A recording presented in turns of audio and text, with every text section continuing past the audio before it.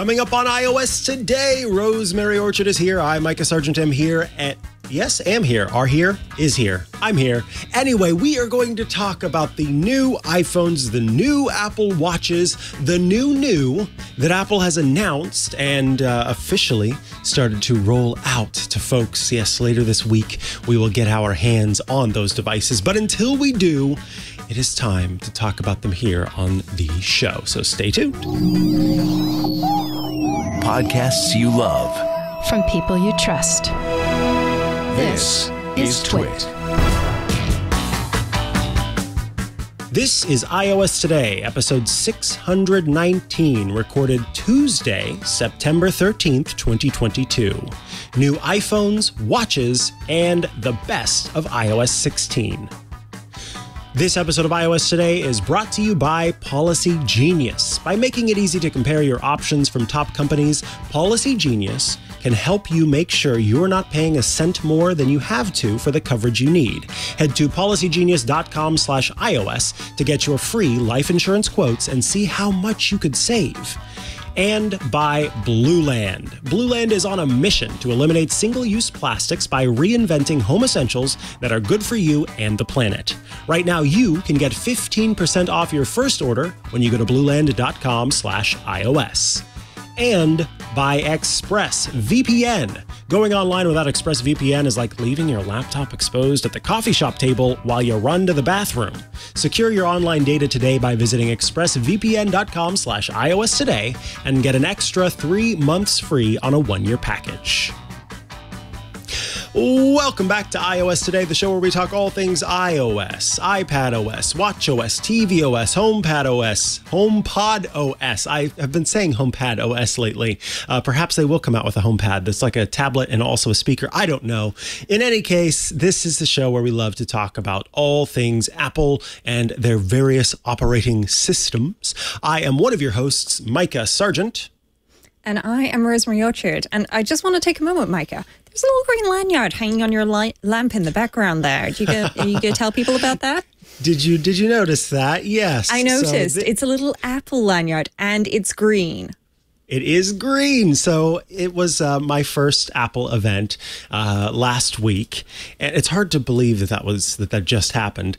And I was invited as a member of the press to attend, and the press wore green badges. So I went ahead and put that on display in the background there. It was a very very involved day. There was a lot going on, but I did get to go hands-on with some of the new stuff that Apple announced, which was very exciting, and getting to kind of ask questions and learn a little bit more before the products officially launch and are available to folks was very valuable. So there have been some questions pouring in about the products that I looked at, but also about iOS 16 and the other operating systems that have slowly started to roll out. And so today we are focusing on the hardware mostly, and a little bit of the software before we do kind of an episode that is more focused on iOS 16 now that it is officially available, versus the episode we did earlier on around WWDC time where we talked about the features that would be coming. So let's kick things off. I think we can start with the iPhone because that is often kind of the big device. That is Apple's earningest device for sure. And it is one that I know a lot of people are excited about. Both the iPhone 14 and the iPhone 14 Pro were announced. And as was expected, there is no iPhone 14 mini. There are simply two, one large and one larger is kind of how it seems. iPhones. The first one is 6.1 inches diagonally, and the second one, the larger one, is 6.7 inches diagonally.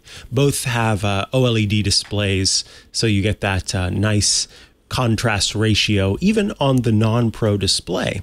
And they come in several colors, including what Apple calls midnight, purple, starlight, product red, and blue. That's the Pro on screen. We want to go to the standard 14. I will say the purple here, it's not purple. I'm sorry, Mike. As the resident purple expert, yes, please. This is not purple. This is a lilac, possibly a lavender, but it's not purple. It's the same as basically saying, I don't know, orange is yellow. It's not really the same color in any way. It's very pastel, though, in general, it's a nice color. But if I ordered purple without having previously seen it and I got this, I would be a little bit sad. Yeah, I agree. I was a little disappointed that because they have all these clever names for everything else. Midnight, Starlight, and that used to be called Pacific Blue. They now just are calling it blue. But at least the blue is blue. That does not look purple to me. And so for them to just call it straight up purple, I think lilac or lavender or something other than the choice they made. I think even it's almost closer. I hate to say it, but it's like almost closer to pink than it is to purple. And I thought it seemed a little inaccurate to represent it as such. But as far as that goes, the iPhone 14 and the 14 Plus both come in 3 size arrangements. You've got 128 gigabytes, 256 gigabytes, and 512 gigabytes at the max.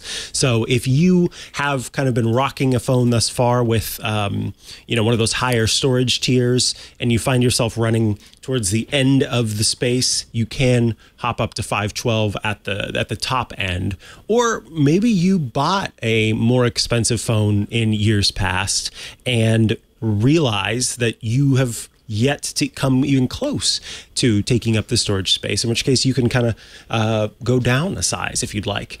But that all is it needs to be bared in mind with the fact that you will be continuing to take photos, continuing to add to your music library, continuing to have things take up space on your device. So it almost is always a good idea to go with what's in your budget, but the highest storage capacity that's still within your budget, right? Yes, absolutely. Like if you were kind of on the fence maybe between the regular and the Pro, and if you went regular, then you'd have the money for more storage space, I'd actually recommend that over going Pro and having less storage space, just because if you run out of storage space, then you're going to be offloading things from your device, and life just gets less convenient when the apps and the photos and the files and things that you want aren't just there ready for you to use. So I'd always recommend more storage space if you can make it happen. The iPhone 14 will be rather familiar to folks who have had iPhones of yesteryear, given that they feature the notch at the top of the device, or as some are wont to call it, the static peninsula, which we will explain in a bit. But it is the area at the top of the screen that kind of goes down into the phone that has the Face ID and all of the other kind of components there on the front of the device.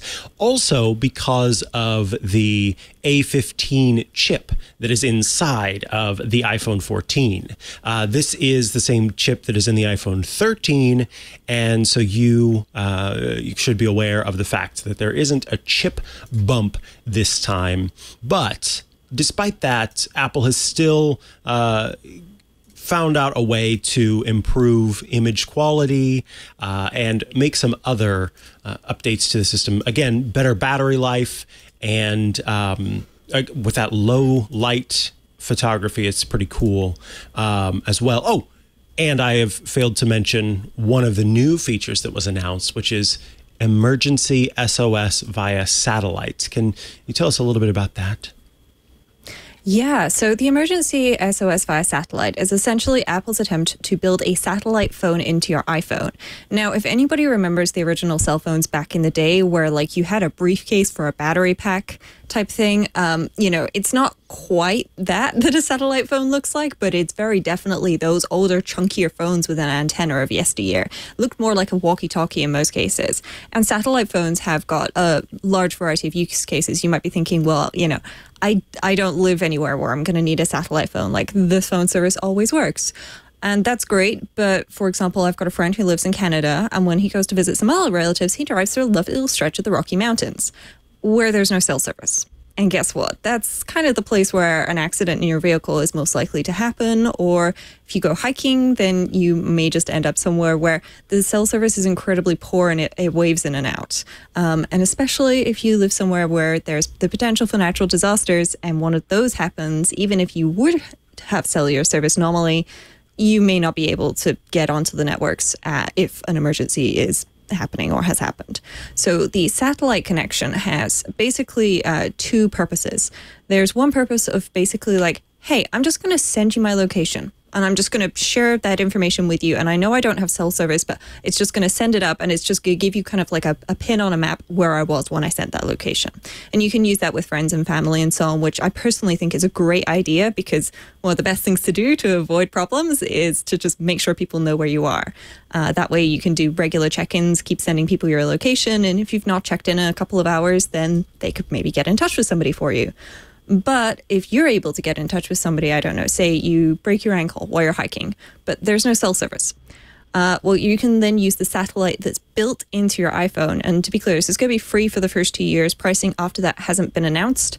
And I'm guessing that's because Apple are still working out how much this is going to cost long term with the satellite companies and so on. But they're giving it to us for free for 2 years. And so in the US and Canada, you will be able to use this satellite connection to talk to the emergency services via text. And so it's going to pop up and it'll take you through, you know, like a phone tree. If you call into a company and it'll say, press 1 to talk to this department, press 3 if you've got a problem with this. It basically does that in text form to provide the emergency services with the information that they are most likely to need to ask you based on your situation and circumstances.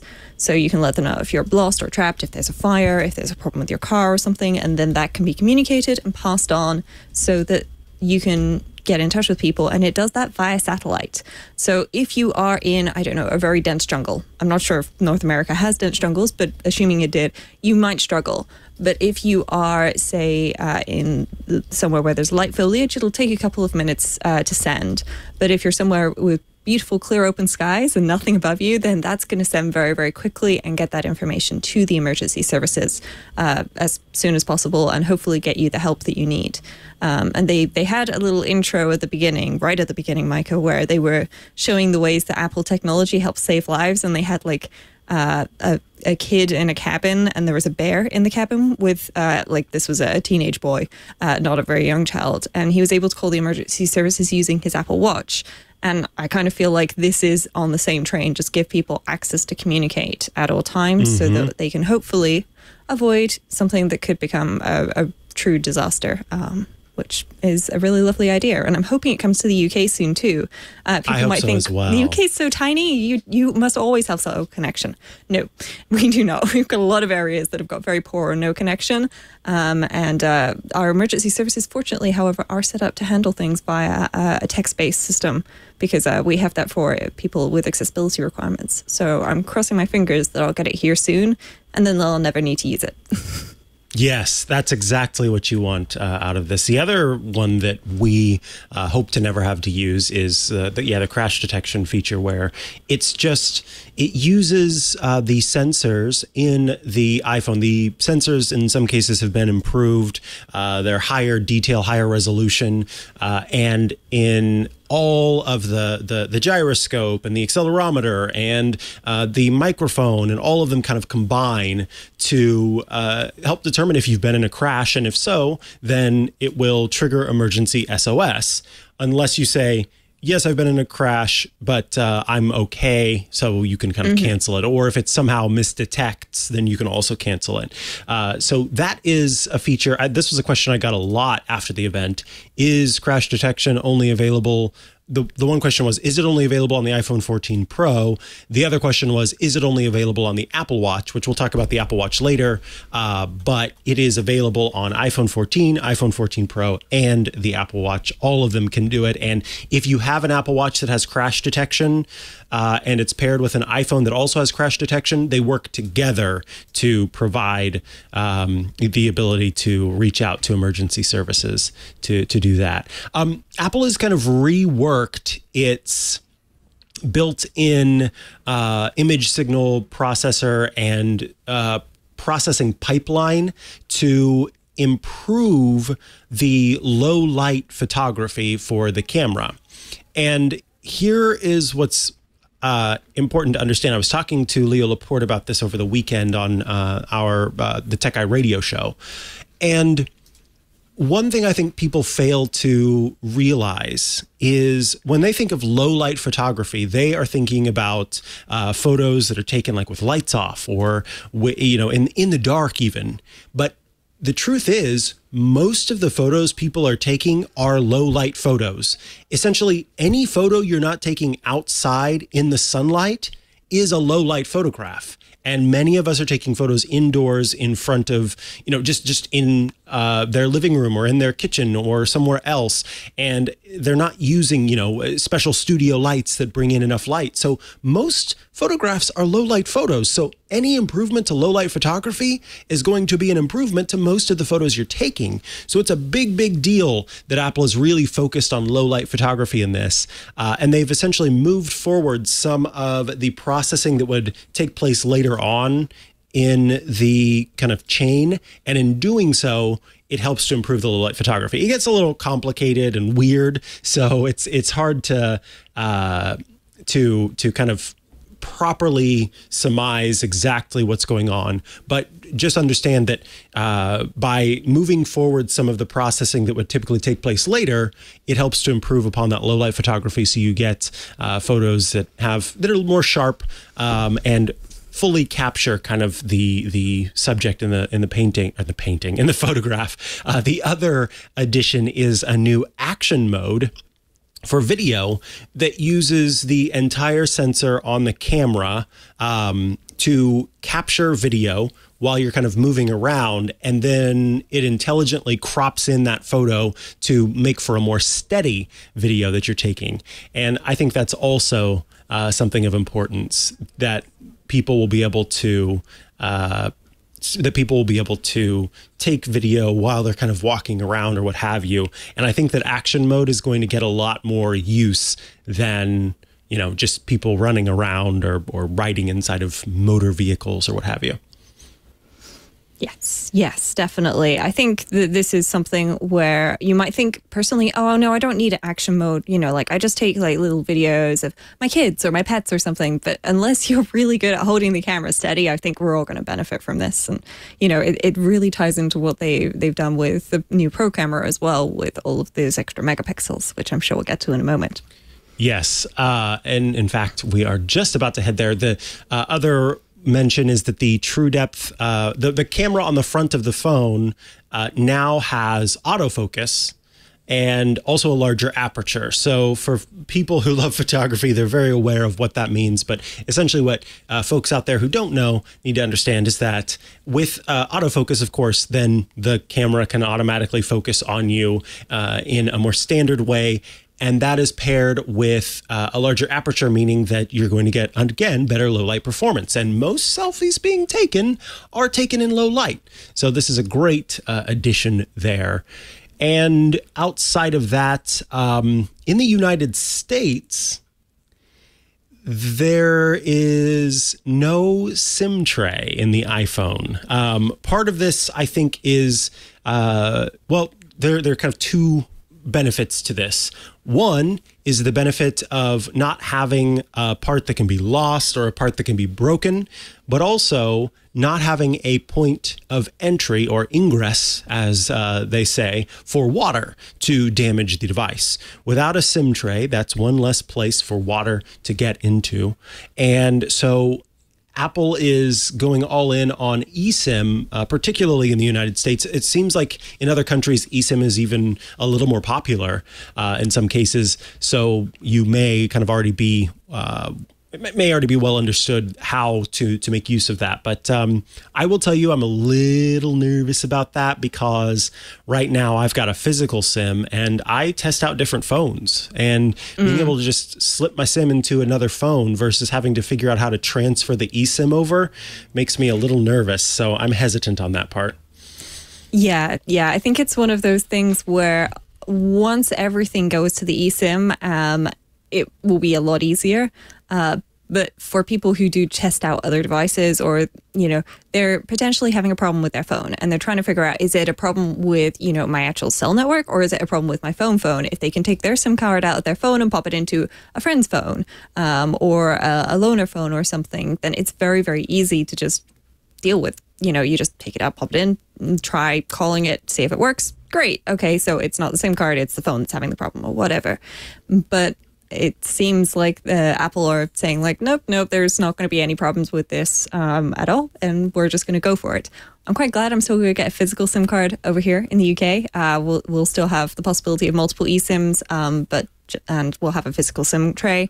And if you're in China or Hong Kong, then you can still get 2 physical SIM card slots on your device. So not everywhere in the world is ready for this just yet. But for those of you going, wait, what am I going to do when I travel? There are quite a few eSIMs available when you travel, and you can also get the Google Fi SIM, I think it is, where you can use that. And I think that's $10 per gigabyte whilst roaming. So that might be a good option for those folks who are looking to take advantage of the fact that eSIM can be really good for travel. Absolutely. That phone will, the smaller one, the 6.1 inch iPhone will launch this Friday. The 6.7 inch will be out a little bit later, but those iPhones will soon hit the market.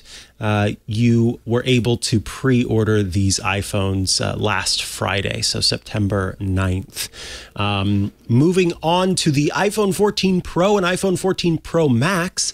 These come in space black, silver, gold, and deep purple. And now we go to our expert on purple to hear her reaction to the deep purple version of the iPhone.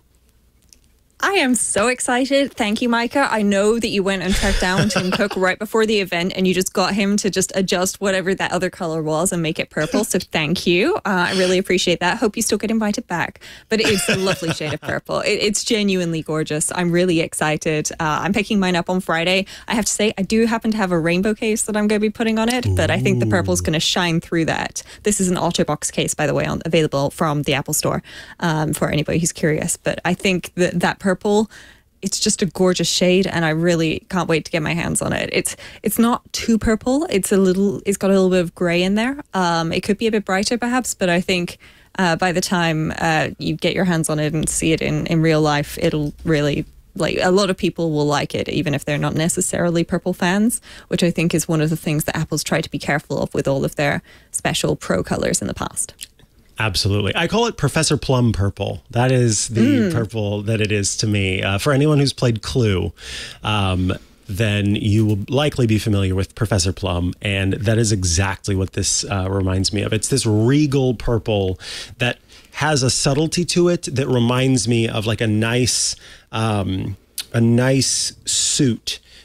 Maybe even some corduroy going on. And just when the light gleams against it, it has this beautiful velvety purple that just shines off of it. I know, I've thought a lot about it. The space black iPhone is actually...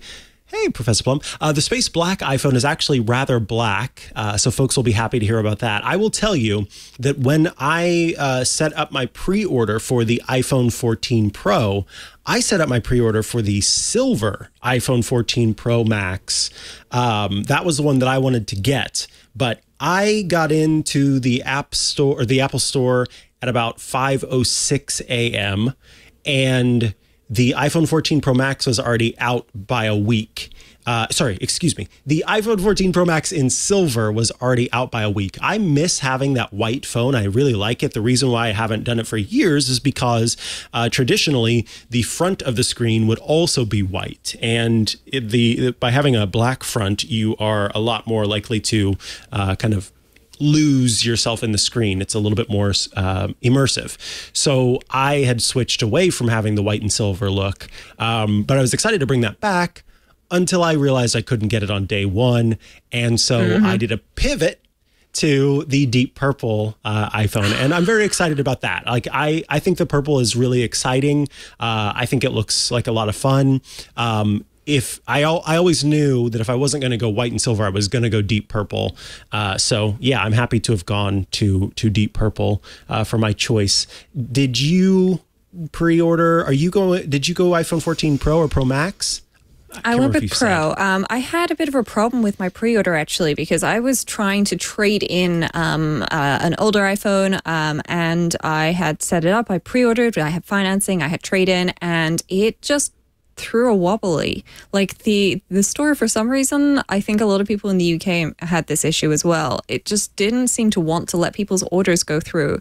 If they pre-ordered and it hit like a block and it would like highlight your phone number in red. And so then you could copy your shipping address, which would just fill in your phone number again with the same digits. And it said, okay. And you tap save. And sorry, we were unable to do this. I think, and this is a guess, I think that they were having a problem with their trade-in partner who maybe their API was down or something and they were not able to take requests to ship out the box for the trade-in. Okay, that, or I'm going to have like 6 boxes turn up this week, even though I ended up canceling my pre-order, doing everything again without the trade-in, without the financing and everything. Fortunately, I'm able to do that. But I ended up just canceling that. And it took like an hour and a half for me to do it in the end. So I have to go pick it up from a local store, but I still managed to get a pickup slot that just popped up. So fingers crossed I won't be running late after my dentist appointment on Friday, because otherwise I'm not going to get a new iPhone and I'm going to be sad. Yeah, that is sad. So yeah, I am glad though that you were able to get it figured out in the way that you were able to get it figured out in the end. So as far as this goes, the storage sizes go up to 1 terabyte instead of just 512 gigabytes. So if you need a bunch of space, you are able to do so. I have on my iPhone 13 the 512 gigabyte storage size, and I thought, oh, maybe I could go down a size. But when I looked, I am actually using more than 256 gigabytes on my iPhone. So I stuck with 512 this year as well. It's the best storage size for me. These phones come in 6.1 and 6.7 inch displays as well. And while the iPhone 14 and 14 Plus have different pixel resolutions, the 6.1 inch iPhone 14 has 460 ppi and the 6.7 inch iPhone 14 has 458 ppi. When it comes to the Pro, Apple has kept the ppi the same on both 460 and 460. So that is good to see. The contrast ratios remain the same. The big change here is the brightness that is possible. Your typical nits of max brightness are 1000 nits compared to 800 nits on the non-Pro model, and can get up to 1600 nits with HDR compared to 1200 nits on the iPhone 14. And here's what gets wild is if you're outdoors, the screen can get up to 2000 nits of peak brightness. So if you've ever struggled to, I know when my phone is on my, in my car on the stand and the holder and GPS, I'm doing GPS, I will sometimes struggle to see what's on the screen. So knowing that it can get up to that bright is actually very exciting. Yes, yeah. I think it's one of those things you don't really think about screen brightness until suddenly one day you're having a weird issue with it. You know, sometimes when you go into really bright sunlight, your iPhone briefly gets confused. Or if you're covering like the camera on your iPhone or the notch area or the static peninsula, as it is on the iPhone 14 and all previous generations that have got a notch, then you'll find that it doesn't adjust the brightness. I had this with my TV actually yesterday. I was trying to watch TV and it was really bright in the room and I was trying to figure out what was wrong until I discovered, yeah, it's the reflection on the screen and the fact that it's just not outputting enough brightness. So fortunately, I've been able to resolve that on my phones. I need to get a degree in mechanical engineering or something to figure out the TV menu. I think there's about 8,000 options there. It's like the old joke of how do you reset the clock on your car? Just wait 6 months. It kind of feels like that. Yeah, that's fair enough. As far as this iPhone goes, this does feature the new A16 Bionic chip. So you are getting a performance boost in the chip inside of the iPhone. Inside of the iPhone. It is, I think, though, the biggest change and the reason why we were calling, courtesy of Jason Snell, the notch, the static peninsula is because the new iPhone has the dynamic island. The dynamic island is the name that Apple has given to the area at the top of the screen. I just have to say, I seriously love this. Basically, what's going on here is Apple designed a new iPhone that had, instead of a notch, a sort of cut out space at the top of the screen. On the left is all of the kind of the Face ID and all of the projection sensor for the Face ID, all of that stuff, all those components are there. And on the right is the front-facing camera. And instead of having that just be connected to the top of the screen, there's a little space between the top of the screen and that actual area. These are two separate cutouts. But in software, Apple has essentially shut off the pixels of the screen in the area between those two to make it one standard pill shape at the top of the screen. And then to lean into this cutout, they have created something called the dynamic island. And I will say, I was at the event, and they don't pipe in the sound from the crowd live for the event that is playing out. When they first said the name Dynamic Island, people in the audience laughed. They thought that it was funny that it was called the Dynamic Island. But it is growing on me, and I am growing on the Dynamic Island. Like, I like this. I think it's because of how clever it is in general. The name doesn't really matter, and if that's what it's called, then that's what it's called. Courage. Courage, exactly. This is an area of the phone that kind of gives you access to and awareness of what's going on in your device. This area of the screen can show you notifications that are sort of more subtle. It can help you keep up with what's going on. Like if you put a timer on your phone, then you can check the dynamic island to see a timer. Music can kind of play from up in that area. You can check on battery life. You can also use that area of the screen for checking in on like an Uber if it's on its way, or a Lyft. It is such a cool idea. They call it the shape-shifting, multitasking, head-turning, game-changing iPhone experience. And Rosemary, I'm curious about how you reacted whenever you first saw the dynamic island. Well, I didn't laugh at the name. So Apple, if you want to invite somebody to an event who's not necessarily going to laugh, feel free.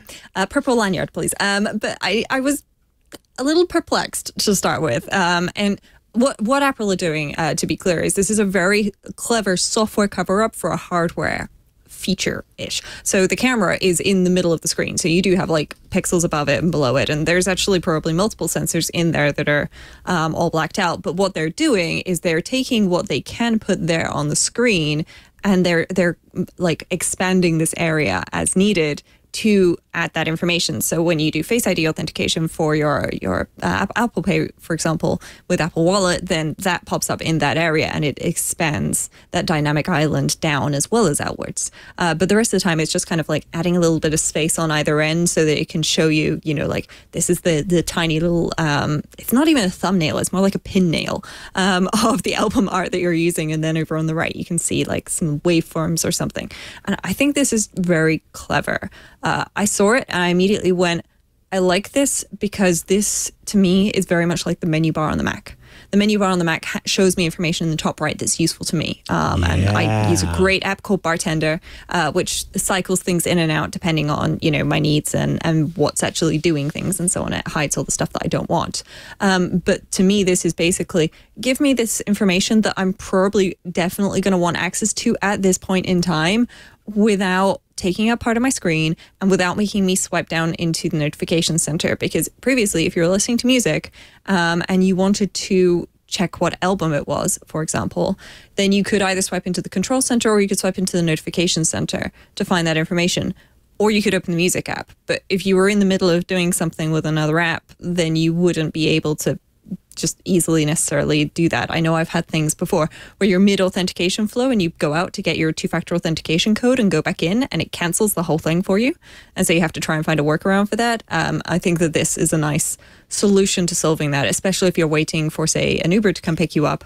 Then, it's nice to be able to have that information always on your screen, ready to go, just so that you don't miss something when it happens and you can be aware of it.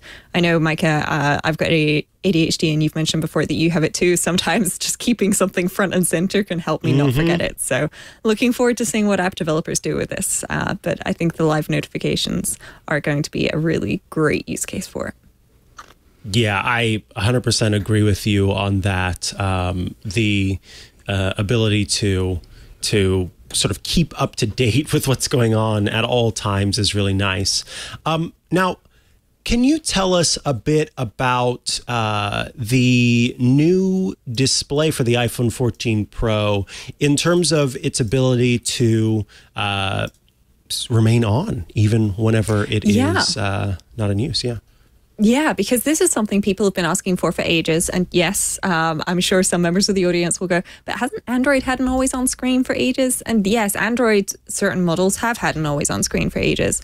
And I think this is a case of Apple didn't want to add it until they could figure out a way to do this without killing your battery life. Because having a screen that's always on obviously is going to use more battery than a screen that's off. That was something that you can do to save battery life on your Apple Watch. But Apple has added an always-on display, which of course is quite dim, to your lock screen, so it fades out all of your background images and it highlights the time and then your lock screen complications, which are a great iOS 16 feature, which lots of developers have been adding support for over the beta period, so that you've got the information that you need at the time that you want. And so, for example, if you keep your phone on your desk while you're working, and like me, you've got one of those stands that, props it up where you can see it. Now you don't have to wait for a notification for your phone to light up and show you information. It can just show you information. And with our personal devices becoming our timepieces, a lot of people don't wear a watch of any kind. They just want to be able to see the time on their phone when they need it. This will be incredibly useful. I'm sure some of you are going, wait, but what about when I'm sleeping? Well, don't forget your iPhone has a sleep mode. So it will respond to that, I believe, from what I remember. And also you can, of course, just put your phone face down. That's another option, because your phone already has the ability to sense that it is face down. This is something in accessibility preferences. You could enable the Hey Apple Lady feature when your phone is face down, which is something that you can turn off if your devices are competing with each other. But if it's in the dark, if it's in your pocket, then it won't have the screen on. So it's going to avoid overheating in that respect. And basically, it's just going to give us information to like those widgets and so on, and that we want and need without us having to, tap on our phone screen and wake it up. And I think that this is really nice in combination with all of these lock screen widgets. So I have a couple of things on my lock screen right now. And if I just tap and hold on my actual lock screen, then I can customize it. So I'll just add a new one to show folks. You can see there's lots of different wallpaper options. You can see some suggested photos. So I've got one of my former foster kitty here. I think she's doing a pose. I'm going to call it a pose. I think she was just very sleepy and finally figuring out how to relax.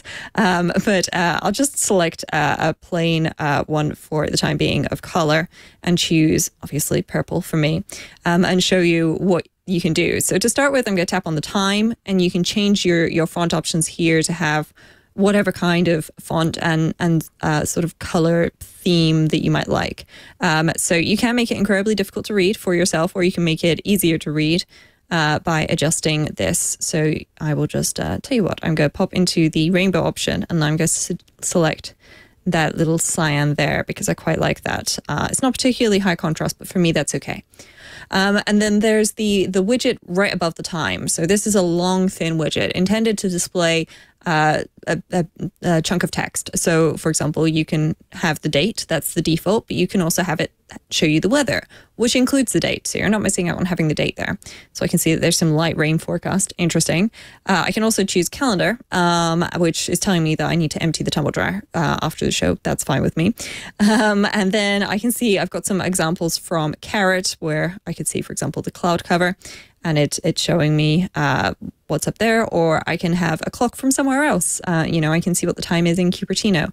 And of course, all of the apps and devices that you're using, or all of the apps that you're using have got the option to add widgets for things like this. So I'll just add the weather data from the weather there and then customize this. So I can remove the existing widgets here and see what options there are. So under batteries, there's small and large. And in general, there's only two sizes of widgets. There's small widgets and large widgets. So you'll be able to see, either just a visual representation of your battery, or you can have a different one. And if you then tap on that, then it can update automatically or between your devices, or you can select a specific device. So I can track, for example, just my Apple Watch. And this theme is continued with all of the apps. Depending on what app it is and how they've implemented the lock screen widgets, you may find that there is a category of widgets. So for example, City Digital inside of the clock app. And then there's also an analog option. And then there's a world clock option and next alarm. And some of these, like the next alarm and the City Digital, have got two options, and others like City Analog or World Clock only have one option because the developer feels that this works best as a large widget and it wouldn't make sense as a small widget. They're limited on what they can display. But I feel like this is a nice addition to the lock screen, and especially in combination with being able to change the wallpaper and things like that, and then tie this into your focus mode. So you can have a work lock screen, which shows you information that you need for work. You can have a fitness lock screen, which shows you information that you need for fitness. And then when your lock screen turns on, then you can have that automatically as your background. And lock screen. So when you set this up, you get the option to choose as well your regular home screen. So I could choose a gradient and I can enable or disable the blur. Those are the options. I will very quickly pop into the settings app and just show you folks how we can combine this with a focus mode. What you can do here is just select one of your focus modes. So for example, if I select fitness, then as well as controlling apps and people, you can also choose to customize your screens. Okay. And this includes if you have upgraded your watch to watchOS 9, updating your Apple Watch face. So you can set your Apple Watch face and you can choose, and there's a nice visual representation here. So I could choose, for example, this one. I think I'm actually going to choose the one that I had before because I had that set up ready for my ballet class. And then I can choose from my lock screens and I can create a new one, or I can choose from any of my existing ones. So you can see that I've already got one that's assigned over here in the sort of middle-ish row on the right. That's got a bed on it. That's because that's already assigned to my sleep mode, and the bottom left one is assigned to podcasting, and the middle left one is assigned to work. But I can then choose, for example, this one that I've just created here, to add that as my home screen, and I can remove one. Oops, I selected two of them. You can actually have more than one here, and if you have more than one, then you get to choose between them, and then you can choose your pages, and this is the theme that I chose to go with that background. So I think for fitness, I'll pick that one for the time being and just leave it at that. But this tied in with the lock screen being always on, I think is incredibly important to just give people the information that they want or need as you know, the home screen becomes even more front and center. And with all the new MagSafe accessories that are coming out, we've actually had a question from somebody if we can talk about MagSafe accessories on a future episode. So I've put that on our list because there's some pretty great ones out there. You know, combined with the fact that your phone is a device that's always with you, I think that this is just showing how the software and the hardware really tie together so that you can really enjoy all of the features that your phone has to offer. I should note with the lock screen, if you're looking and you're trying to add a widget and you can't find that widget, even though you've just updated, say, for example, Carrot, and you know that there's a lock screen widget. There's 20 lock screen widgets in Carrot, I should say, because the maker of Carrot's been hard at work all summer. Then what you should do, try restarting your phone. This is something that's been an issue with widgets since they were added. Sometimes when the app is first installed or the update is first installed to your device, you will find that the widgets don't show up. And this is home screen widgets and the lock screen complications. So just try restarting your device if that is the case, and fingers crossed, you should have it. If you're trying to do this on an iPad and you're like, wait, where are my lock screen widgets? First of all, iOS 16.1 or iPadOS 16.1 is going to be the first public release of iPadOS available this year. And it doesn't have support for lock screen widgets. But it will be out later this year. And fingers crossed, we will get lock screen widgets in it maybe part the way through the year, or if not, maybe in iPadOS 17. Who knows? Wouldn't that be nice? Let us take a quick break before we come back with just a little bit more about the 14 Pro. I do want to stop so I can tell you about Policy Genius, who are bringing you this episode of iOS Today. We pay hundreds of dollars per year to protect our homes, our cars, and even our phones. And sometimes even other devices. I've got insurance on other tech devices, but too many of us aren't taking the steps to protect our family's finances. Mortgage payments, private student loans, and other types of debt don't just disappear if something happens to you. A life insurance policy can provide your loved ones with a financial cushion they can use to cover those costs, and it can provide you with the peace of mind that even in a worst-case scenario, they'll be protected. Just knowing that should something happen to you, the people around you are protected. I remember recently sort of going in and doing sort of an audit of my life insurance plans and making sure that the proper folks who should receive a payout from the life insurance were where they needed to be, and just going in and looking at that stuff made me feel a lot better. There's a comfort that comes with that.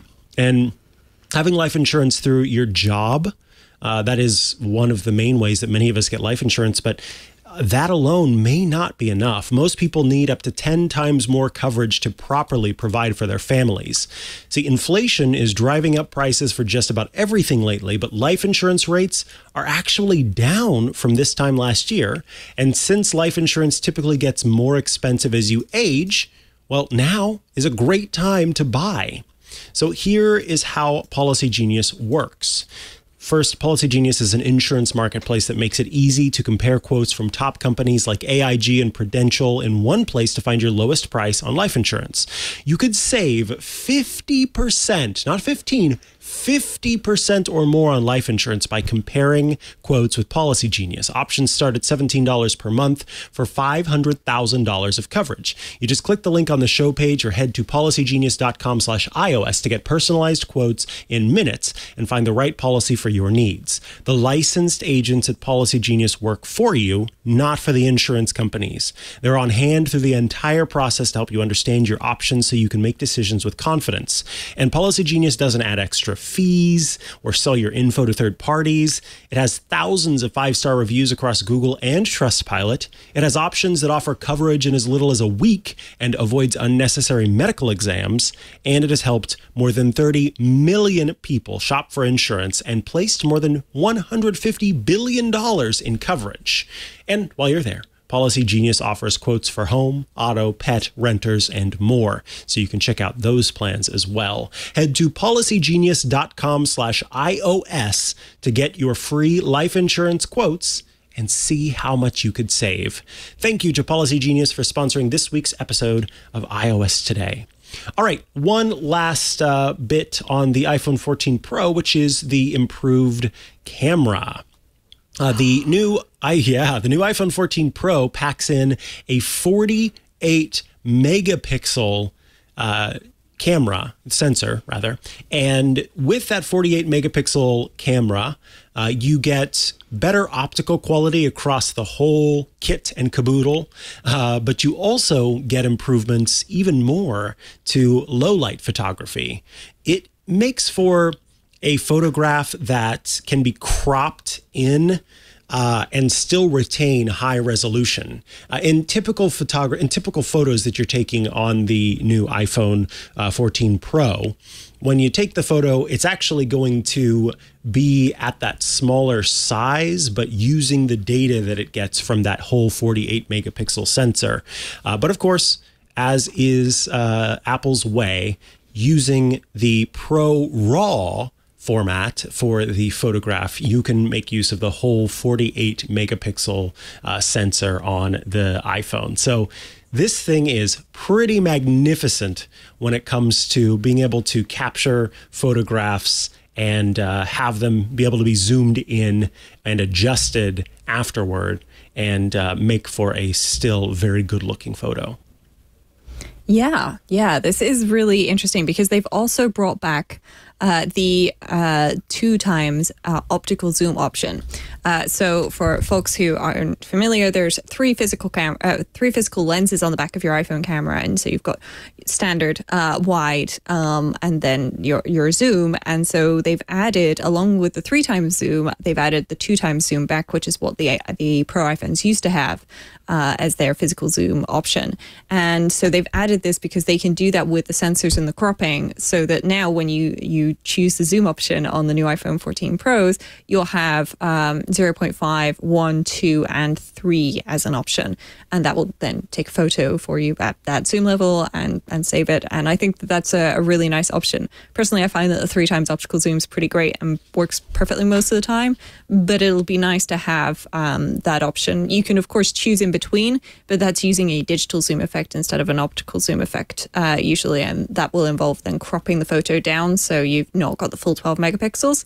But because of that 48 megapixel sensor, this is going to be much less of a problem, and I'm really excited for it. And I know when I told my dad, who really loves to take photos and used to have DSLRs and lots of lenses and everything, and still does, he finds that the iPhone is the best camera because it's the one that is with him, and he was very excited about this. So I'm crossing my fingers that it'll be great for lots of people.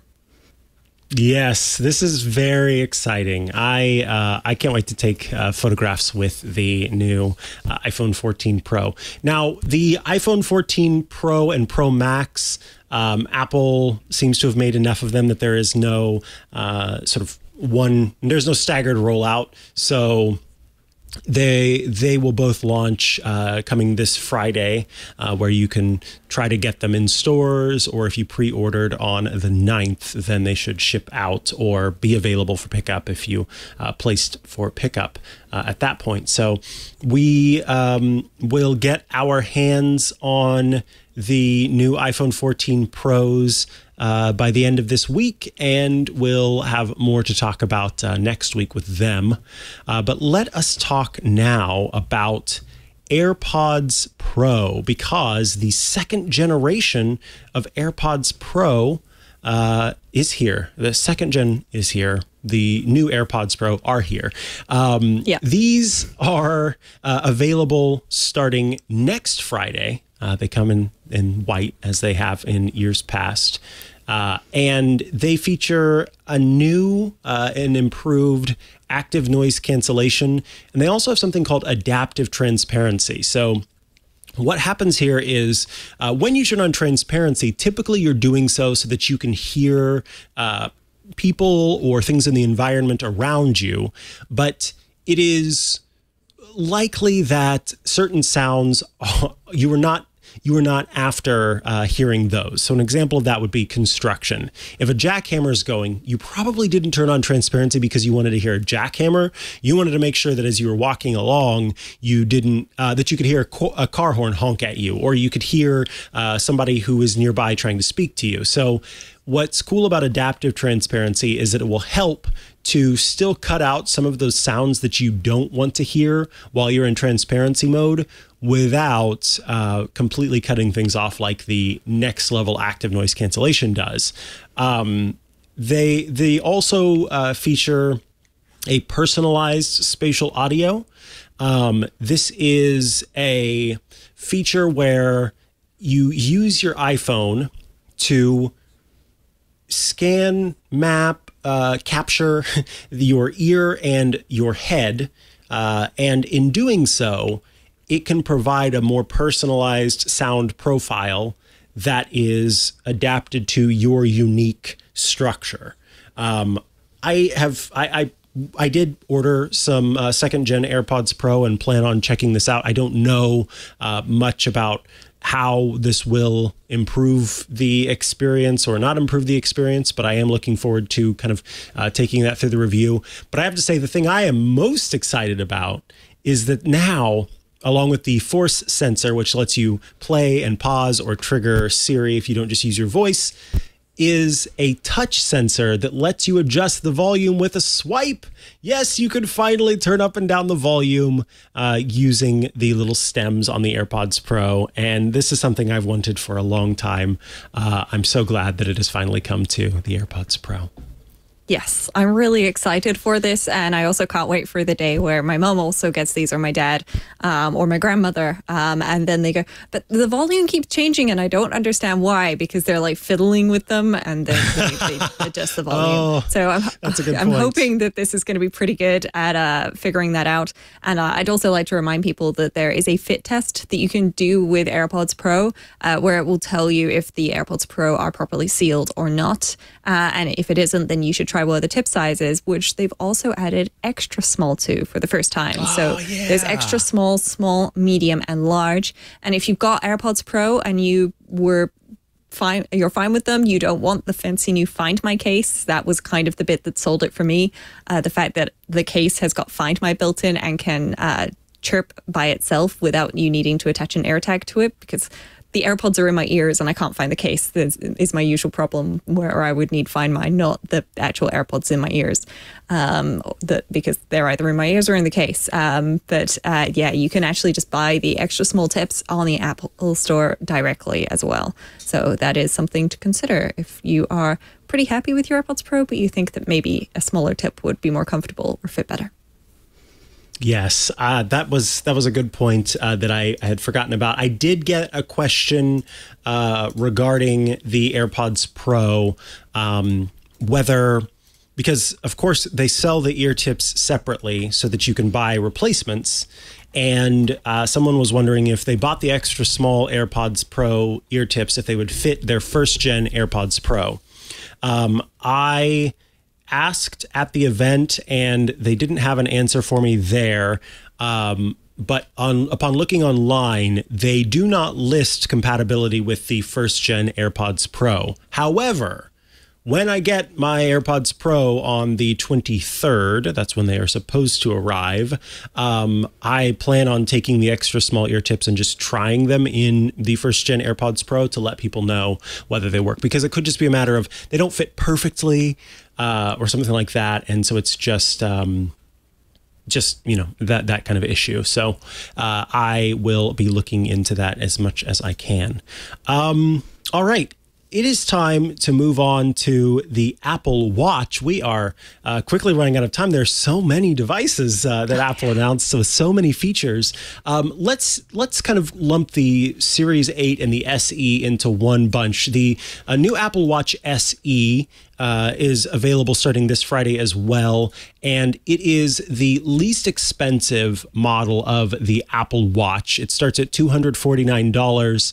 What I love is that the back of the device now has the backing of it is color matched to the watch case. So if you get it in midnight, starlight, or silver, they have done some color matching with that surface on the back. It's a nylon material, and so now it actually will kind of blend in with the front of the device. I think that's pretty neat. Outside of that, you get a lot of the features that are available in current model Apple Watches, not ones that will be coming out, but the ones that are current. But you also will get crash detection with the new Apple Watch SE. So that's a new feature that you can look forward to with the Apple Watch SE. But Apple very much sells the Apple Watch SE as the device for folks to buy for family members, it seems, more than anything else. They really hone in on, if you've got a kid who you want to get an Apple Watch, this is the one you get them, or an elderly family member who you think would benefit from an Apple Watch, this is the one to get them. They really push forward the family part of it. As far as the Series 8 goes, this watch will also be available starting on Friday, September 16th. This is the watch that I pre-ordered. I will be picking mine up on Saturday the 17th. It doesn't have many improvements over the Series 7, of course. It is a lot like the Series 7 in terms of its display, but it does feature a couple of improvements, including better battery life, with the addition of the new features like temperature sensing. And I'm trying to remember what the other new feature is, because there are only like 2 new features for the Series 8 that are packed in with it, but now it's escaping me what the other one is. International roaming, I believe, is the other option. That's what it was. Yes. What is international roaming, Rosemary? Yeah, so basically, if you have one of those cellular iPhones, cellular Apple Watches, I'm sure we all have cellular iPhones, they don't come in non-cellular, unlike the iPad, then previously you only had options to use that at home. So whatever country you'd be resident in, you would probably have the cellular setup for that, and then you would go to another country and it wouldn't work. And this is great in the respect that you wouldn't get hit with an unexpected roaming charge. Not great in the sense that usually when you're traveling, that's the time where you want all of your devices to have the possibility of connecting in any way, shape or form. And I'm sure if anybody had had an emergency while they were abroad, they would have been there going, I don't care about the roaming costs. I just wish this darn thing could make a phone call right now. But that is becoming a thing of the past. So the international roaming options will be available. You'll have to do roaming through your carrier, whatever it is. There are no multiple eSIM options for your Apple Watch, because your Apple Watch, when it has cellular, has its own special phone number. You don't necessarily see this, but it has its own phone number, so that it will need to be tied into whatever plan that you're on for that. The Apple's official announcement says plans can be extended to Apple Watch from iPhone for little or no additional fee and will be available with over 30 carriers worldwide. I would love to see the carriers take the little or no additional fee part to heart, and I guess we'll just have to wait and see if that is the case. Absolutely. And then last but not least is the Apple Watch Ultra. This is an all-new watch available starting September 23rd. This is Apple's rugged adventure watch. It has a titanium case. It has improved GPS service so that you can use it whenever you're out in the middle of nowhere. It is very lightweight. This was more than any other device I was able to go hands-on with the new Apple Watch Ultra. It's water resistant to 100 meters, and it's tested to a military standard 810H. That just means very resistant to pressure and water and all of those kinds of damages. IP6X dust resistance, and it is thick. It also has the biggest, it has a much bigger display and is brighter than other Apple Watches. It also features an action button on the side that you can use to trigger any number of things. Developers will be able to make use of this particularly for action apps, but you can tie it to a shortcut if you want to.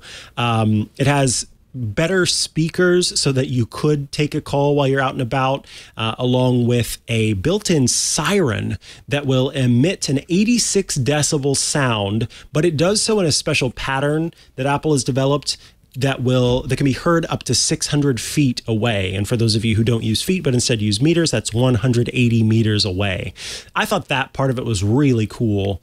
The 3 microphone array paired with that built-in dual speaker system make it able to take a call whenever you're in like winds and stuff and have the wind kind of be died down so that it's just the voice.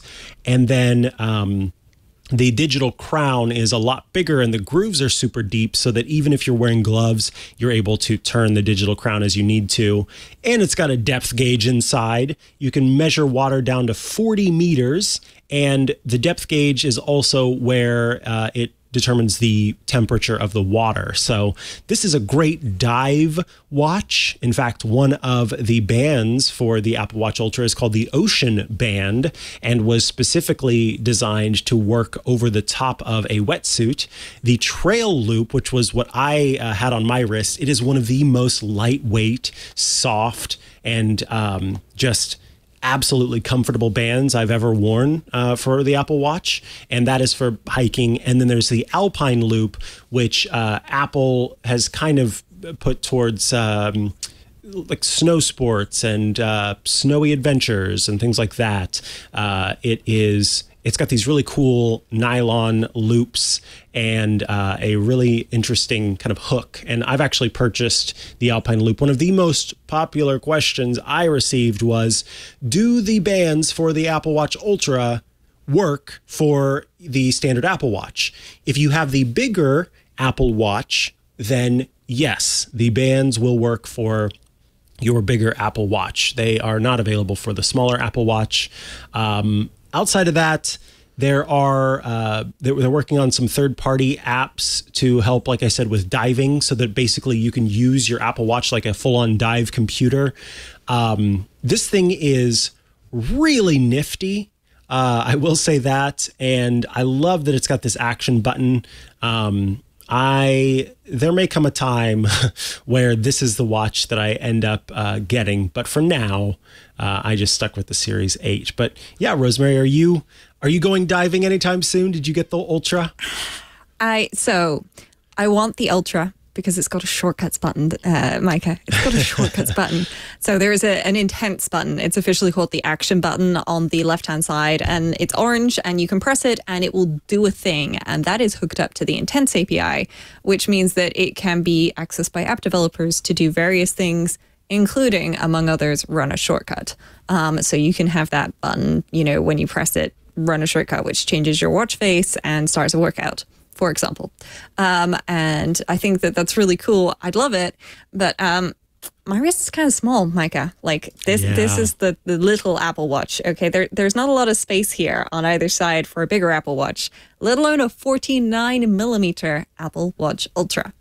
Also, I have a lot of Apple Watch bands. I love my Apple Watch bands. I've got a nice collection, and none of them will fit because I have the little Apple Watch, not the big Apple Watch. I really wish that the Ultra came in a smaller size. I understand why it doesn't. I do.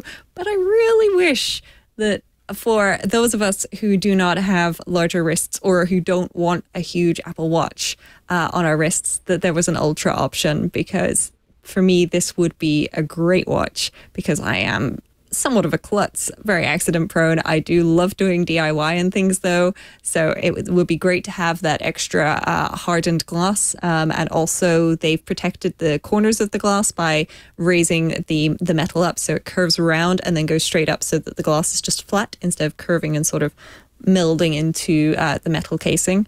I'd love all of that, but unfortunately I just don't think I can get away with a 49mm watch. Who knows? I'll try it on when I'm in store on Friday and see. I have a feeling that if I turn up in store and I'm willing to just buy an Apple Watch Ultra and walk out, that they're going to have stock.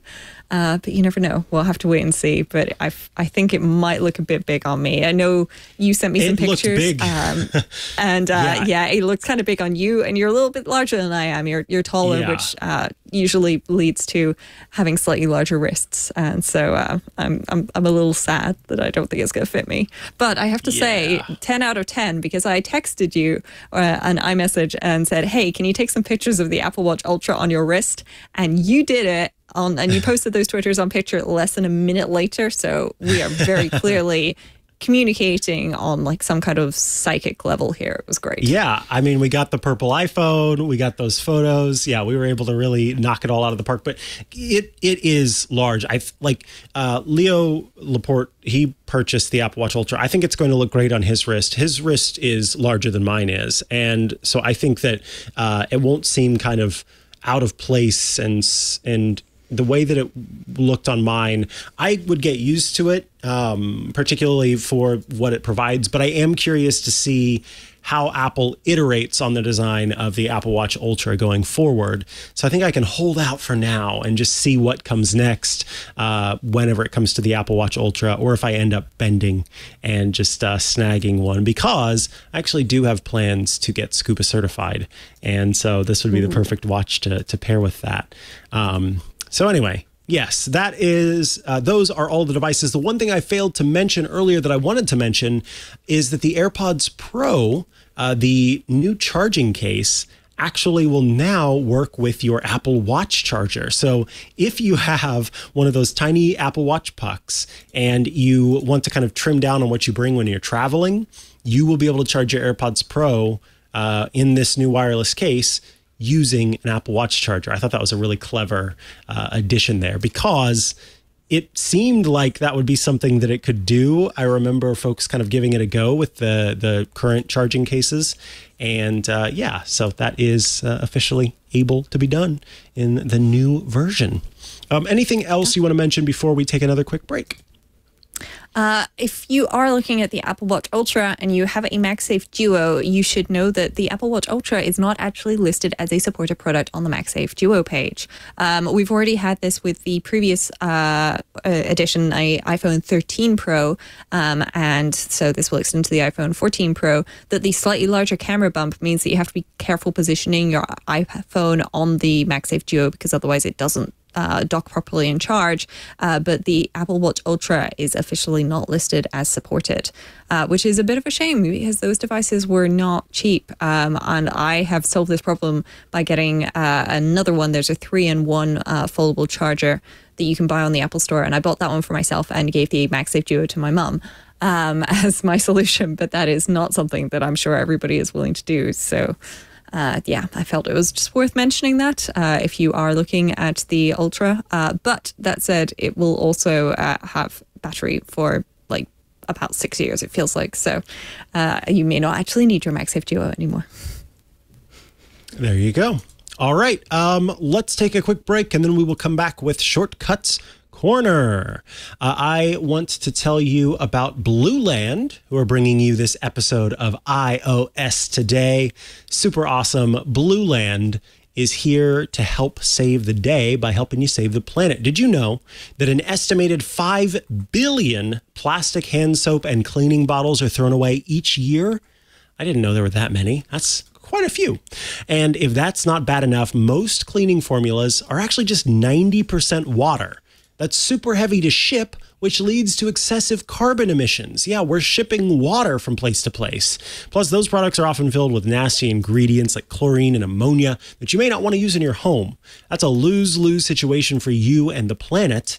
So why not find a win-win solution for you and the planet? That is where Blueland comes in. If you ever feel overwhelmed by the number of plastic bottles and containers you throw away, or you thought about purchasing more eco-friendly products but didn't know where to start, or perhaps even you've tried a few green products but found them pricey or they didn't work very well, well, if you answered yes to any of those questions, or you were nodding along as I was saying those, well, we've got an answer. It's Blueland. Blueland is on a mission to eliminate single-use plastics by reinventing home essentials that are good for you and the planet. Blueland's innovative tablet refill solution takes up to 10 times less space than a traditional bottle, and their powerful formulas keep your home clean and smelling amazing. Idea is super simple. You get a bottle like the one I'm holding, and you simply fill it with warm water. You drop in a tablet, and I do a little swirl. And a lot of them are kind of effervescent, so it sort of naturally mixes. And then you get cleaning. And then whenever it comes time to refill that bottle, then all you have to do is buy some refills. Refills start at $2, and you don't have to buy a new plastic bottle every time you run out.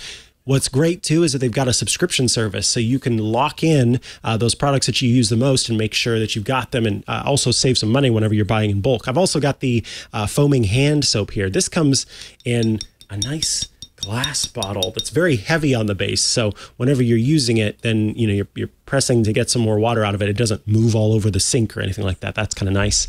From cleaning sprays to hand soap to toilet cleaner and laundry tablets, all Blueland products are made with ingredients you can feel good about.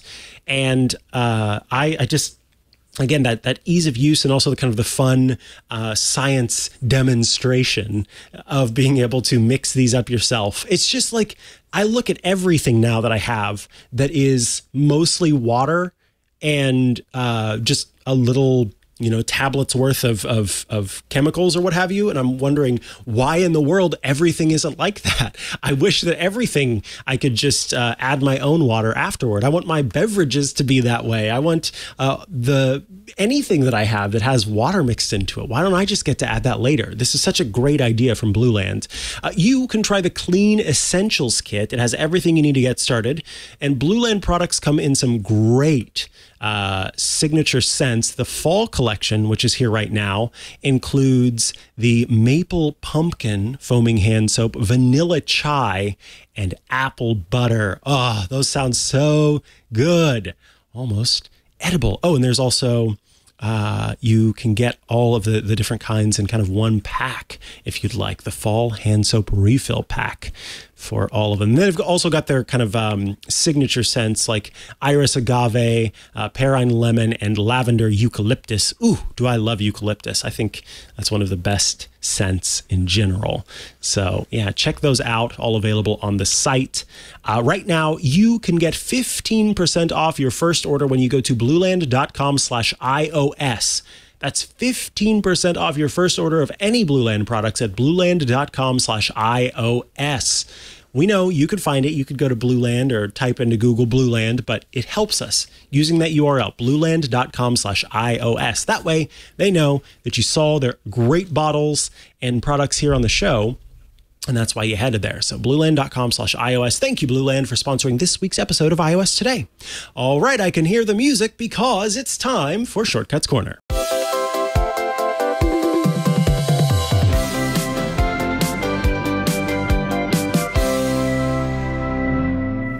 Welcome to Shortcuts Corner, the part of the show where you write in with your shortcuts requests, and Rosemary Orchard, the shortcuts expert, provides a response. The first Shortcuts Corner request comes from Cuadratic, who writes, I would love to make a share page shortcut that allows me to send a page to my links database in Notion and tag it, preferably from a dropdown of existing tags at the time I'm entering it. I have the wonderful Save to Notion Chrome extension, but would love to have the same functionality on my iOS devices.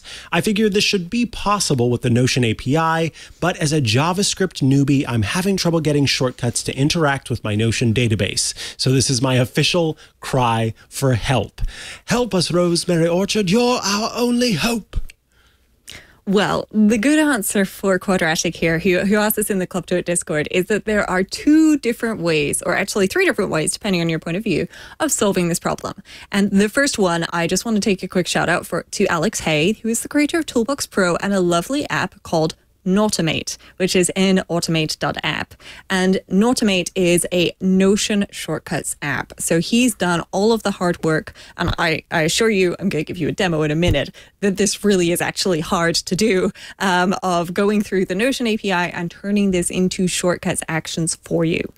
Because while you could do all of the work in, say, a bookmarklet and have it in JavaScript on the page, and run it through there and then put that into a shortcuts action or something, you can also make this a lot easier and do this through the API, but the API is a bit tricky to understand. And so Nautomate is a free app, and then there's an optional in-app subscription, which may, depending on the actions that you're looking for, have what you're looking for behind that. And I think that was $2.99 a month or similar for that. But there is an alternative because, sometimes it's not so much that you want to talk to the Notion API, but maybe you also work a lot with Airtable or other apps, and you want to learn how to work with APIs on your device. Well, that's what I'm going to show you a little bit how to do here. Now, I should mention, Notion's API is a bit tricky. It's worth reading their API documentation. And specifically, you definitely, if you're looking to do this with Notion, need to read that Getting Started page first, because you'll need to share whatever it is to the integration that you create. And if you don't do that, then you're going to get some very weird and difficult to understand errors as you go through all of this. But the good news is in my best Blue Peter presentation moment, here is a shortcut, or one of two shortcuts that I prepared earlier for us. So what I've done to start with is I've already got my Notion API token and I've saved this in DataJar. And you can see that in the action that I've just highlighted on my iPhone screen. And the reason why I've done this is I put all of the credentials for API tokens into DataJar so that they're in one place. And if I need to update them, I can update them in one place and they update in all my shortcuts. And the other reason is because this way I don't accidentally show it live on air to all of you. And I'm sure everybody listening to and watching the show is a lovely person, but it's always worth keeping these things secret like you would with a password. So to start with, I've just created an empty dictionary at the top and I've set this to my variable search results because when I actually search Notion for a page, because I need to know what the parent page is, but to do what Cuadratic asks, I need to actually be able to figure those results out and understand them. And then what I need to do is I need a get contents of URL action. And get contents of URL is how we talk to an API in shortcuts terms. And there are different ways of talking to a URL. So I can get data. That's usually what you do when you go visit a website. If you go to, say, twit.tv and you open just twit.tv, your browser makes a get request. But if you're sending data, then usually it'll be, say, a post request because you're posting something. But that's a whole thing. Maybe you just want to update something. Well, you would patch it and so on and so forth. And there's some very good explanations online as to the different kinds of requests. I'm sure you can all guess what a delete would be. But what we need to do is we need to make a post request and we need to send Notion some data. And so we need to give it our authorization, and that's the header authorization with the value of bearer and then whatever our API token is. And we also need to tell it our Notion version. And I'll make sure that these shortcuts are in the show notes so that people can actually look. And then we need to say what we're looking for. So I've said that I'm querying for sample because I created a page called sample database. And then I'm getting the results out of what it comes back with and looking for the title. And I've just noticed that there's a small error there that happened when I was just tidying things up a bit earlier, and the ID so that I can figure out which page it is that I'm looking for. So when I run this shortcut, then it's going to go through and it'll ask me which page am I looking for, and I'm looking for the one called sample database. And there's only one of those. So I'll just choose that and it's copying that ID to my clipboard. So good start, right? And then we need to create a page because that's what Cuadratic wants to do. He wants to append something to a database. Okay, so we need that ID. And again, I've already prepared it and popped it in here so that I have that ID somewhere.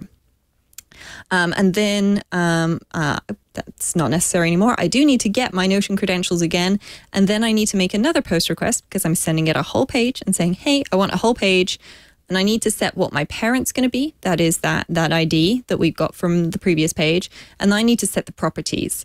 Now, the properties are a little tricky. The best suggestion I can make to you is in that get contents that get Notion page, at some point, copy that data out and save that. So I put this into a great app called JSON, Jayson, which allows me to look through and then I can see what properties I've got. So there's a name, number, and URL. And you will need to either use the ID of the field or the name of the field to send the data. And the one thing that I've yet to get working, and I'd like to point out that I am a developer, like my day job is to write web applications. So I'm very familiar with how this works. I've yet to get the title working. I'm not quite sure how to do that yet. And hopefully I will be able to update this so that we can put an updated link in the show notes with a working title. But that's why Alex Hayes' option of Nautomate is probably going to be quite good. So I've got all my properties. So I've got, this is the URL and the number. I've chosen to use the IDs of the fields, but you can use the names instead. So I could have put number and URL in there instead. And then when I do this, then it will go ahead and voila. It's created a page. And I've not done a lot with this yet because I'm not sure quite what Cuadratic wants, but this would, give me that data. So the only other part of the puzzle that we need is getting the data from the share sheet because that's what Cuadratic wants. So in a new shortcut, then what you can do is, in the info bubble at the bottom, you can turn on show in share sheet.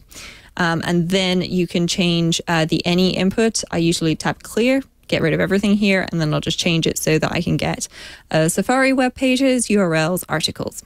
And then I can take that data and I can do something with it. So maybe get the title, the URL, figure out some data on the page and get that. And then I just need to take that information from this share sheet input, and then I'll need to put it into this create Notion page, and I'll need to set variables and then just use them in this properties section of the get contents of URL. And that is what you would need to do. If you're looking at this going, gosh, this sounds complicated, I would recommend that you go to airtable.com, create a free account, and try creating just one of the sample Airtable databases, and then look at the Airtable API documentation, because it is incredibly well documented and it's very easy to understand. The Notion options are a bit more difficult because they do not explicitly use your database and your pages as their examples. They have just static examples, and the Airtable API documentation updates to whatever data is in your database with whatever database you select. The only other thing that I will mention quickly is on the Notion documentation page for all of the API things. At the top, there's a little language section which says JavaScript. And if you click on the 3 vertical dots next to that, then there's some other options, including shell and HTTP, which will be much easier to translate into shortcuts than the JavaScript, where it's saying like const notion equals new client or blah, blah, blah, blah, blah. Like that's a lovely option if you are using JavaScript. If you're not familiar with JavaScript and writing code, it's probably going to be a bit confusing. So I'd recommend either looking at the shell options, which will show you, so for example, a curl request. So it'll curl the URL, which is call URL. And then -h is each header, and then -- data is the data, the actual body of the URL. And HTTP is very similar, where you can see all of the information right at the top, and then the body at the bottom, which is your request body and shortcuts. So take a look at that, and fingers crossed this helps Cuadratic and gives some of you the idea that you can send and receive data from various websites, and it's always worth remembering that. And when in doubt, check to see if maybe somebody's written an app that'll do all of this hard work for you. Nice. Yeah, that at the end is the big one, because occasionally you will find something out there like Rosemary, you helped when I wanted to do something with Slack, and there was already a service out there to make what I needed to do a lot easier. And then it kind of builds on top of that. Let us quickly move on to feedback and questions. We'll take one more quick break and we'll round things out with our app caps. So for this next segment, the first person who writes in is Kenny. Kenny writes, "Hello, Mikah and Rosemary. I just listened to your episode and you mentioned how much better Apple Maps is. Rosemary even went as far as to say that she no longer has Google Maps on her phone. My question is, how do I or anyone get Apple to update incorrect map information? Since moving into my home almost a year ago, Apple Maps has my address listed incorrectly. This has caused many issues with deliveries. If the person does not have Google Maps, they are completely lost. I have sent Apple the correct information with pictures a few times, and as of yet, no update. I am ready to drop Apple Maps. Any suggestions? Thanks for what you do. Keep up the good work." So Kenny, one thing is, unfortunately, even if you drop Apple Maps, that's not going to change the fact that other people who are using it to try to find you are having trouble finding you. The other thing to be aware of is many of those third-party services, like say Instacart or DoorDash or one of those, typically built into the apps that they're using as delivery drivers are making use of a Maps platform that may be separate from Apple Maps. There are different Maps services that a company can subscribe to and make use of for the people who work for them. And so in those cases, it is not Apple Maps or Google Maps or one of those that can actually make the difference.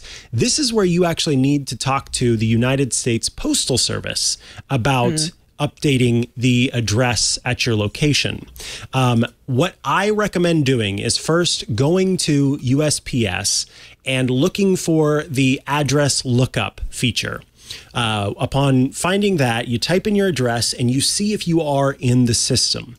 If you're not listed in the system, then it's important that you go to, or if you are listed in the system rather, then it's important that you go to UPS and you go to FedEx and you also check there. From that point, you need to look up USPS, I think it's USPS correct or is it update correct address? There's a series of words that I've typed in before because a family member of mine had this issue, and it ended up being that they had to call their local, because USPS kind of has these different larger facilities that have this blessed database, so to speak, of addresses. And they needed to be alerted there because something went wrong where the city planner from the city did not send the right batch of addresses that were added and blah, blah, blah, blah, blah, yada, yada, yada. So it can get kind of complicated. But Kenny, I would suggest that this could be a bigger issue than just Apple Maps. And again, even though it's not updated in Apple Maps for you, that doesn't mean that the people who are trying to get to your address, like you leaving the service, won't make a difference there.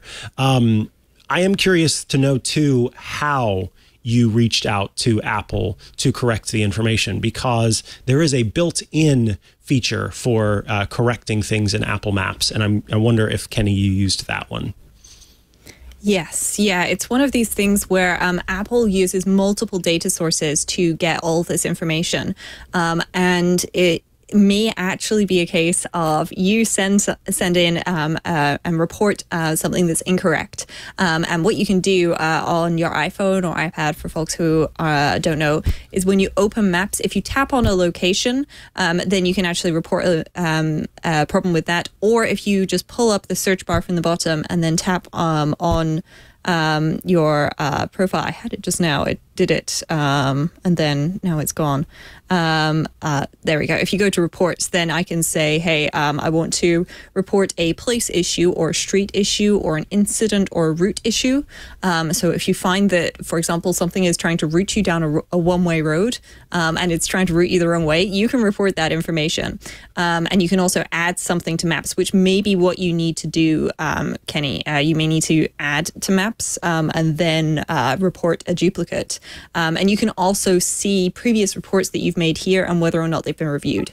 I know that when I reported, there was a particular street in Austria near where I lived where you could only walk down it between certain hours of the day. And I think it was like sunset or 10 p.m., whichever was earlier, as like the end time, which was a strange cutoff. And I was able to report it to them because they tried to route me through that street at 3 o'clock in the morning when I was trying to walk home. And that was not going to work. Unfortunately, I knew that. So I took an alternative route, but I reported that and they were able to deal with that. So it's definitely worth looking to see if it's been reviewed. Some countries may or may not have more or fewer resources, but make sure that you are definitely updated with your local postal service. Try any other couriers as well and see if you can get directly in touch with them and report that there is an issue with your address. And the other thing you can do, and this is what I did recently for my parents when they needed to get their septic tank cleaned in France, is I emailed the septic tank company with the information, including the address, and I gave them a Google Maps link. And the guy, when he came to clean the septic tank, said to my mum, "Thanks for the link. That was really useful," because their place is in the absolute middle of nowhere. And I think he may have struggled to find it if he hadn't had that. But as it was, he was able to just tap it and open it, and it took him to the right place. So don't forget, delivery instructions can be useful too. But of course, it only helps if your address is only off by so much. If it's off by a lot, then you may find that you don't get deliveries anyway.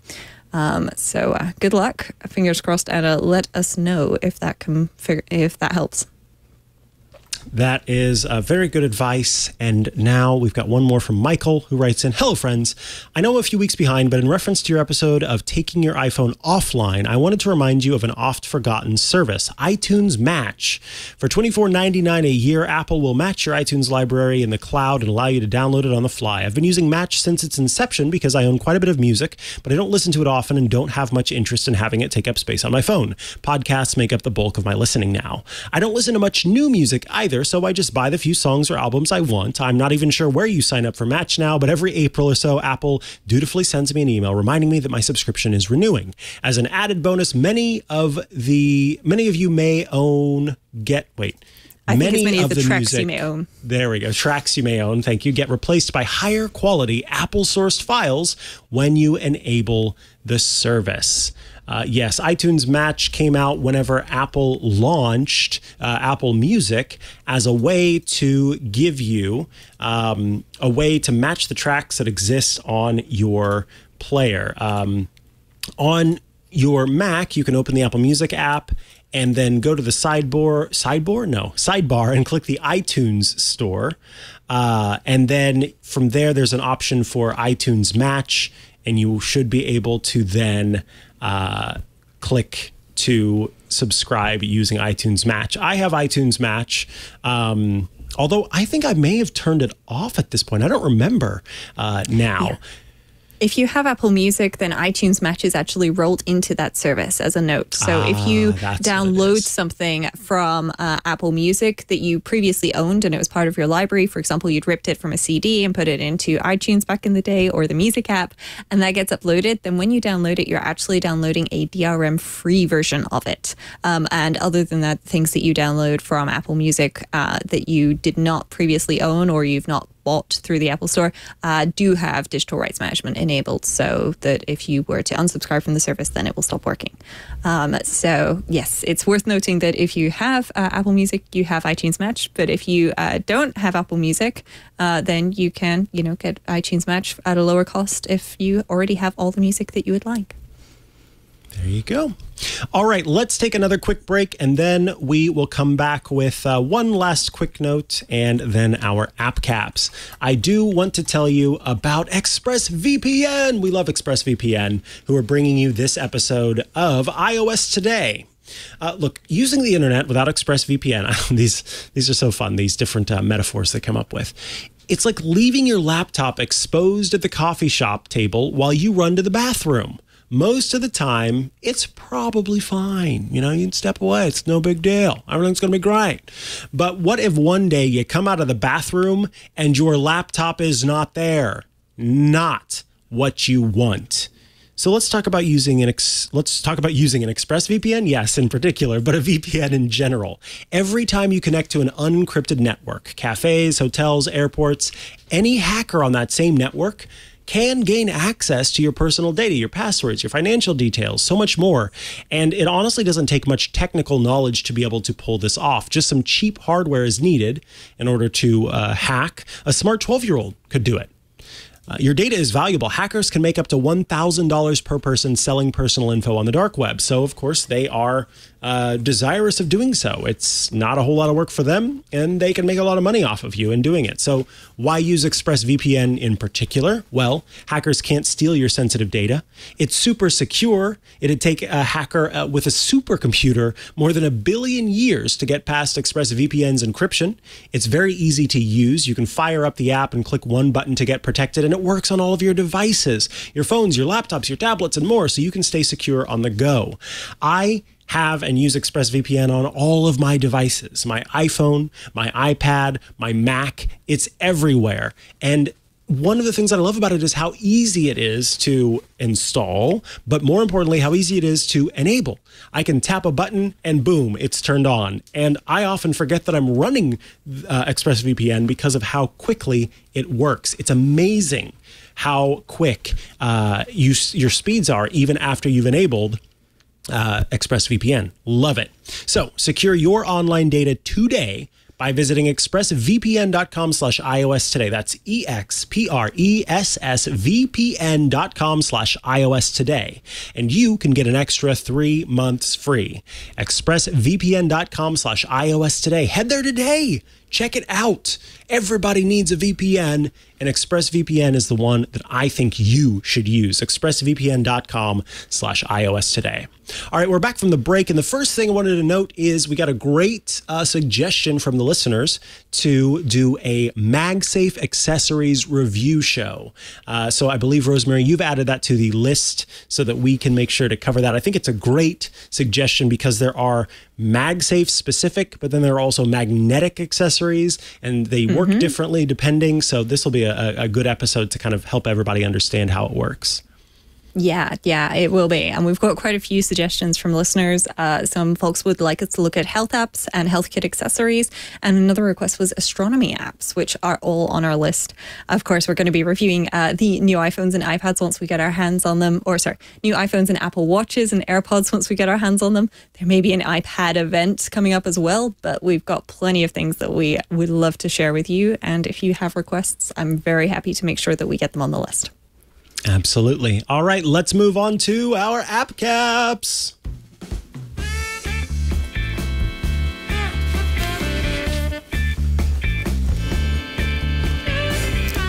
This is the part of the show where we wear caps atop our heads to honor our app or gadget picks of the week. These are the apps or gadgets we are using now, or maybe have been using for a long time, that we want to share with all of you because we think they are great.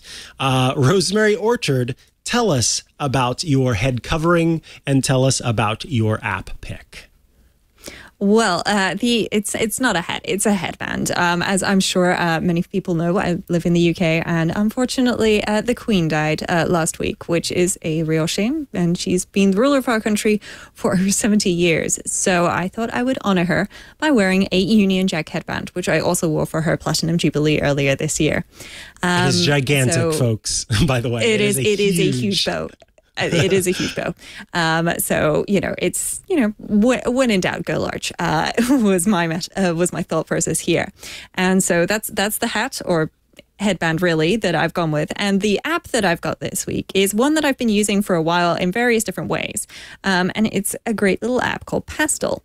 But the reason why I wanted to talk about it this week is because it's got a new feature. And the new feature that it's received is the ability to create lock screen background images in the iOS 16 style. And this is something that's really nice because this is a free app that's available on iPhone, iPad, and Mac. And when you open it up, then you get to see some of the lovely default palettes that are installed. And so if I take a look at my iPhone, then I can see that, for example, Casual is one of them, or Outrun, Pop. There's this lovely one called Cathode, which has got this really lovely sort of teal in it, along with a purple. And what I can do once I select a palette, or I've created a palette, is if I tap on the little share icon, well, I've got options. I can export this to Procreate if I wanted to use it in Procreate. I can export a reference card, which can be quite useful for folks. But the other thing I can do is create a wallpaper. And to start with, I just get horizontal stripes. Yeah, it's not that exciting. But when I tap on the settings, then I get to really have some fun. So I can choose waves or dunes, which I quite like. I like the dunes one. So I'll tap generate after selecting that. And then I can see that it's kind of doing, sort of slightly diagonal waves. Or if I want straighter ones, then I can choose the diagonal option. There's also waves, and then, of course, fun things like a ball pit. Which once it's generated, you'll see is, various different color balls like you would find in a ball pit, or balloons. And you've got options here to reverse the colors and add grain or not add grain. Whenever you change an option, you'll just need to generate it again so that it updates the image. It doesn't do it automatically because otherwise it could make your iPhone quite warm if you're there tapping through lots of options. But once you've done this, then you can use the share option and you can save it as an image, or Steve Troughton-Smith, the developer, actually has a link to a shortcut that you can install, which will just set this as your home screen background or lock screen wallpaper without actually saving it into your Photos library. And I just love the fact that I can do this with a nice app. It's lovely and easy to use. It is free to download. It is $5.99 if you want to unlock all of the features that the app has. But if I wanted to, then I could maybe create my own palette. And I have an idea, Mikah, because there's quite a few colors in our iOS Today logo. So maybe I just need to go ahead and have some fun and figure out exactly what colors those are. And if I add if I get the hex codes, then I can just type them in. So I might just have to do that and see what I can do there. But this is certainly a lovely little app, and the wallpaper feature is entirely free. So I'd recommend having a play if you would like to create some of those lovely lock screen images. Nice. All right, Pastel. I am wearing a sun hat atop my head. It is a rather large woven sun hat. Great for being on boats in particular, because if the wind is kind of getting, it kind of flows through the slats in the top, and it also keeps you protected from the sun, as it's meant to do. So with that atop my head, I will tell you about it's a feature of iOS 16 that I wanted to mention. This is a new feature that folks will be able to use on their iPhones, and come the release of iPad OS 16 there as well. It is finally duplicate detection brought to the iPhone. Yes, you can access a special album in your Photos library now. If you launch Photos and you tap on Albums and you scroll down until you get to where's the utilities section, you will see an option that says duplicates. And when you do that, it gives you a whole list of different duplicate items that you have in your library and lets you merge those duplicates into one option. So it is very handy to be able to go through and go, oh my goodness, look at all of these different files I have that are exactly the same thing. Ridiculous. I need to save some space. We had a caller call in over the weekend on the radio show asking about how to dedupe. And I said, well, there's an app that you can use right now. It's excellent. It's called Gemini Photos. But you should also be willing to, or you should also consider waiting just a little bit for iOS 16 to roll out, because you'll be able to do it there as well. Of course, Gemini features a lot more detail and ability to make some adjustments, but yes, that is a great thing to check out. And with some late breaking news, Rosemary is reminding us that even if you don't upgrade to iOS 16, you should be aware that there is an upgrade to iOS 15.7 that you should get that features a security update. So whether or not you choose to make that full jump, I understand you're afraid of change. Things happen. Next week, when we talk more about iOS in general, I'm going to tell you about the experience of my partner and all of the grumps and complaints that I heard whenever he made the upgrade to iOS 16, because that's my touchstone for knowing kind of how a non-techie person receives these kinds of updates, and realizing, oh, right, I just kind of glazed past. I didn't even think of how that could have affected someone, or how that specific feature, the way that it works, is kind of confusing or what have you. So we'll be talking about kind of things to be aware of, things to be mindful of, things that might trip you up, etc. Next week. But yes, if you're not ready to make that jump, iOS 15.7 security update is available as well. So you can check that out.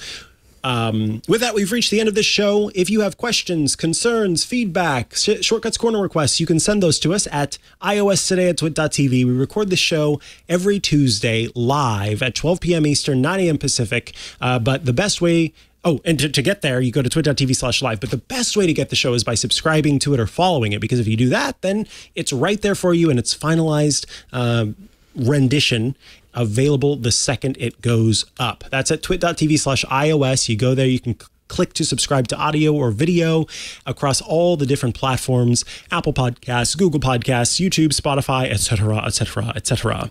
I also want to mention Club Twit. For $7 a month or $84 a year, head to twit.tv/clubtwit. You can become a member of the club by heading there and spending that $7 a month or $84 a year.